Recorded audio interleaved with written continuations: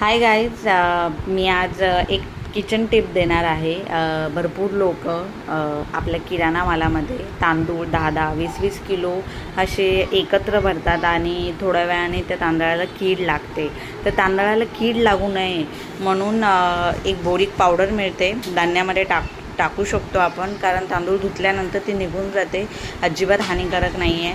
आणि दुसरी गोष्ट, बोरीक पावडर त्याच्यावरती लिहिलेलं असतं की केवढी टाकली पाहिजे, किती किलो प्रमाणे. जर तुमचं छोटं पाकिट आहे तर 30 रुपयाचं, 10 किलो तांदूळ असतील, 15 किलो, तर त्याच्यामध्ये अर्धी पावडर किंवा जास्त प्रमाणात तांदूळ असेल तर एक पुडी अख्खी तुम्ही टाकू शकता. आणि दुसरी गोष्ट, त्याच्यामध्ये जाड मीठ आपण खूप स्वस्त मिळतं, ते किलोभर मला वाटतं 20 रुपयाला किलोभर येईल असं असतं ते जाड मीठ.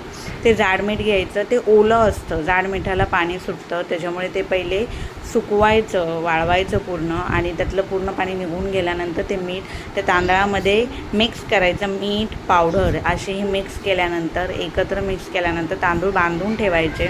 आपल्याला रेग्युलर वापरात जेवढे तांदूळ आहेत लागतील तेवढेच घ्यायचे, बाकीचे सगळे बांधून ठेवायचे, कारण सतत आपला जर ओला हात लागत गेला तर तांदूळ खराब होऊ शकतात. तांदळाला ओला हात कधीच लावायचा नाही. सो ही माझी किचन टिप आहे जी की मी फॉलो करते आणि मला वाटलं तुमच्यासोबत शेअर करावं. सो मी तुम्हाला ही टिप सांगितली आहे. आय होप तुम्हाला ही आवडेल, आणि प्लीज सबस्क्राईब करा आणि लाईक करा. थँक्यू.